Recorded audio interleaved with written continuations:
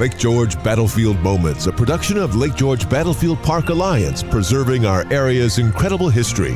Here's the president of Lake George Battlefield Park Alliance, John Denuzzo. Welcome to Lake George Battlefield Moments. This is John Denuzzo of the Lake George Battlefield Park Alliance, joined by our trustee, Bruce Venter, down in Goochland, Virginia. Happy New Year, Bruce. Happy New Year, John. It's still warm down here. Yeah. We're talking this week. It's a new year. People begin to plan trips to historic sites. What are some of your favorites? Which ones would you recommend and why? Well, I want to follow up on the last podcast where I talked about Larry Kidder's new book on Fort Stanwix, and I think that people would Lake George benefit Battlefield from a little Moments, drive out there in the Mohawk Valley and Park beyond to the city of Rome. Fort Stanwix is a National Park Service site. It's a recreated fort. It's very well done. I visited it several times on doing tours about the Mohawk Valley and the Revolution and the Oneida Indians and what have you. It's well worth the trip. Of course, that was where Barry St. Ledger tried to lay siege to the fort, was unsuccessful in 1777 during Burgoyne's campaign. And if anyone goes out to Fort Stanwix, they also can visit the Oriskany battlefield, which is only a few miles to the east. And that's where General Herkimer tried to relieve the siege of the fort and was fought a very, very bloody battle. I think it was one of the bloodiest battles as a percentage during the Revolutionary War. As a result, Barry St. Ledger decided to give up on the siege because he heard rumors that Benedict Arnold was coming out there as well. And so he hightailed it back to Canada. So if anyone has got an urge to take a little drive from the Capital District or Lake George area, I think they'd enjoy Fort Stanwix and the Oriskany battlefield. Okay, good point. I can't argue with that one. What else do you have? Well, since it's 2026 and we'll be celebrating the 250th of 1776, we ought to think about Boston again. Last year when I did this, I talked about Lexington, Concord, Bunker Hill, Paul Revere's house, and what have you. Well, I think this year people should think about going to the Longfellow House in Cambridge. Now, it's called the Longfellow House because Henry Wadsworth Longfellow lived there, but it was also George Washington's headquarters when he became commander-in-chief of the Continental Army after he was appointed by the Continental Congress. And George lived there for a while, and Henry Knox visited him there after he brought the cannon back from Fort Ticonderoga and Crown Point. And it's a house that serves two types of history. You can hear about Longfellow or you can hear about George Washington. So I think that, people should think about that, and then they can swing over to Dorchester Heights and see where Henry put the cannon on Dorchester Heights, which frightened the heck out of the British commander, General Howe, and caused him to evacuate Boston on what they call Evacuation Day, March 17th, which we all like to call St. Patrick's Day. Yeah. But I'd highly recommend the Longfellow House. I've done a tour there, and it's well worth the trip. On Dorchester Heights, the geography of Boston is dramatically different than it was in 1770s. If you were to go to Dorchester Heights, can you get a sense of the intimidation that the cannons high above what's now downtown Boston would have caused then, or is it just modern development kind of overwhelmed that area? Well, all the water parts of Boston have been filled in, but Dorchester Heights is still higher ground than where the water was. So, and the national park has a building up there. They've spent millions on doing some reconstruction work there, and that is supposedly all finished. And that is going to be one of my final stop on a Henry Knox tour that I'm going to be doing next June. So I'll let you know how high it is when I get over there. I was doing a little scout out last summer, but I didn't get all the way to Dorchester Heights. So, but I'm sure it's high enough that you'll be able to get a sense of it. Well, I'm looking forward to taking that tour, and I'm going to apply for a Venter scholarship to see if I can possibly, worm my way into it at no cost. But even barring that, I do plan on going to it. Now, yeah, the urban area of Boston reminds me of something I mentioned to you earlier, and that is one of my absolute favorite places, which also happens to be one of Rick Atkinson's, is Fraunces Tavern in Lower Manhattan. People who don't go to New York City frequently may not have the sense that the downtown Manhattan, the original part of Manhattan, it has a lot of colonial history to it, 18th century history, and including Fraunces Tavern, where Washington bid farewell to his troops after the Revolution was over. And they have a beautiful reconstruction of the tavern, which still functions as a restaurant. And then they have a display room up on the top floor. But you can really get a sense of the 1770s, 1780s by visiting there. Have you been there, Bruce? I haven't been there, but I have a very good friend, Mike Wolf, who is a docent there.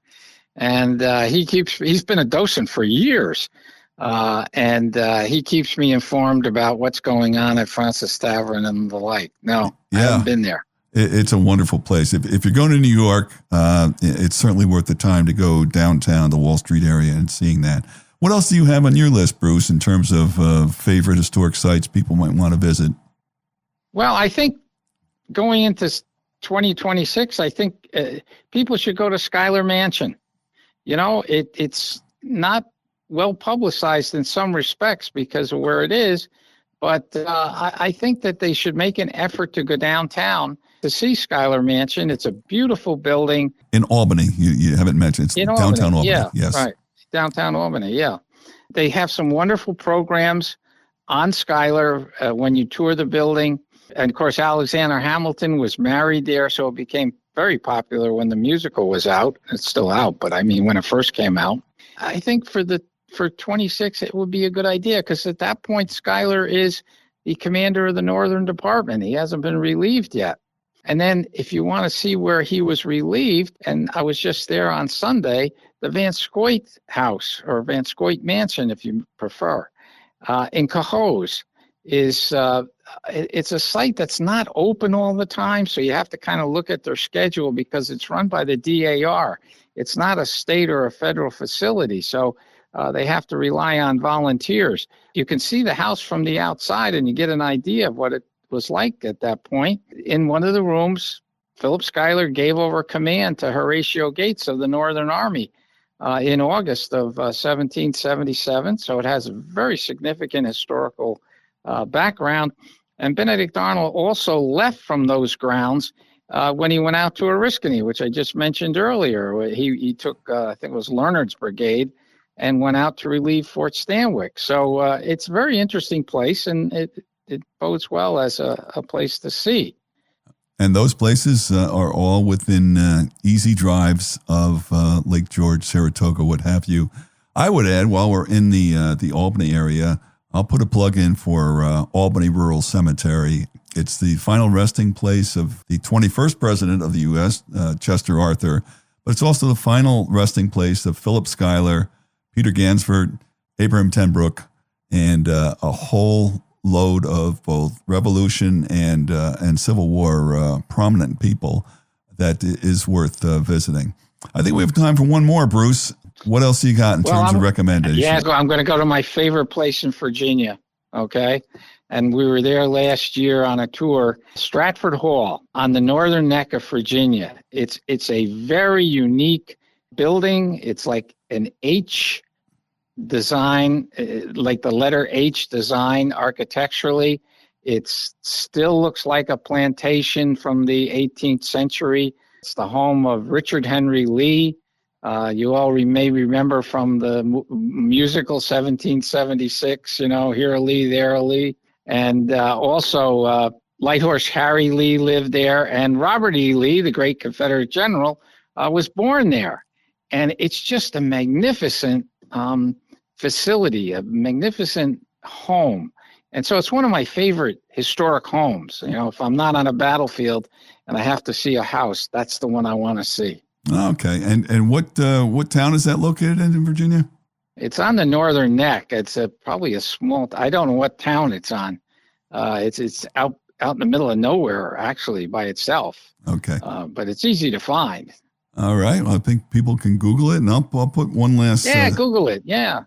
I'll put one last stab in for a place I think we both enjoy, and recently, as they do each year, reenacted Washington's Crossing, and that is Washington's Crossing State Park in Pennsylvania, and across the river, the Delaware River, into the Princeton, Trenton area. But to me, the Pennsylvania side is superior. It really evokes the era. You can get a sense of the 1770s. There are some buildings there, wonderful exhibits, and that's where they stage the reenactment each December, right at Christmas time. That's become one of my favorites in recent years. Do you like that place, Bruce? The reenactment is well worth going to. In fact, the run-up to the reenactment, they do a dry run 2 weeks beforehand. It's like the 14th, 15th of the month.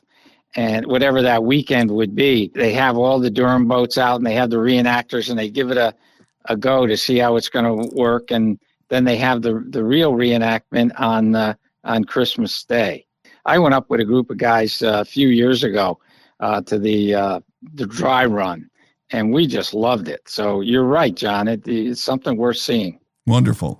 Well, there's a lot to see out there, folks, and get your planning calendars out. Time to, I think, begin to sketch out the historic sites you want to see in 2026. A lot to do out there. Thank you so much, Bruce. Enjoy the balmy weather down in sunny Virginia.